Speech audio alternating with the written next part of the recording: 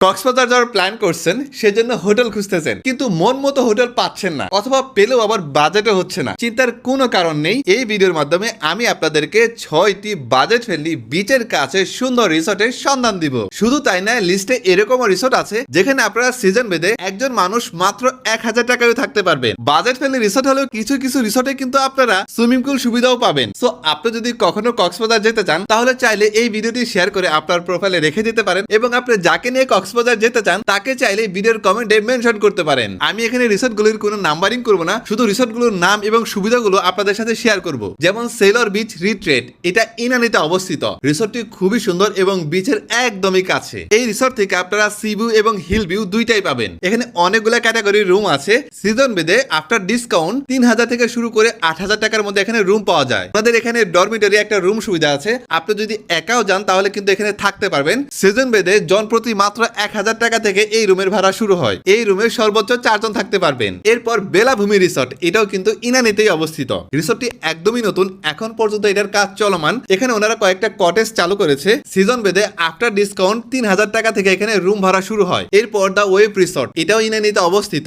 এই রিসোর্টটাও কিন্তু খুবই সুন্দর, স্পেশালি এটার কটেজ গুলো খুবই চমৎকার। প্রত্যেকটা কটেজের সামনে গার্ডেন এবং সম্পূর্ণ রিসোর্টটাই টাইলস করা। অনেকে এটাকে থাইল্যান্ড ভাইব রিসোর্ট বলে থাকে। এখানে দুইটা ক্যাটাগরির কটেজ আছে, একটা হচ্ছে কাপল কটেজ এবং আরেকটা হচ্ছে ফ্যামিলি কটেজ। সিজন বেদে আফটার ডিসকাউন্ট এখানে রুম ভাড়া শুরু হয় মাত্র 3500 টাকা থেকে। এরপর অ্যাঙ্কর রিসোর্ট, এটাও কিন্তু ইনানিতে অবস্থিত। তবে এই পাশে যে কয়টা বাজেট ফ্রেন্ডলি রিসোর্ট আছে তার মধ্যে সবচেয়ে বড় হচ্ছে এই অ্যাঙ্কর রিসোর্ট, যেখানে সুইমিং পুল আছে এবং আপনারা কিন্তু এখানে কমপ্লিমেন্টারি বুফে ব্রেকফাস্ট পাবেন। আর এখানে কিন্তু অনেকগুলো ক্যাটাগরির রুম আছে, যেমন কাপল রুম আছে, ফ্যামিলি রুম আছে, দেন কটেজ আছে এবং পট হাউস আছে। সিজন বেদে আফটার ডিসকাউন্ট এখানে রুম ভাড়া শুরু হয় মাত্র 3500 টাকা থেকে।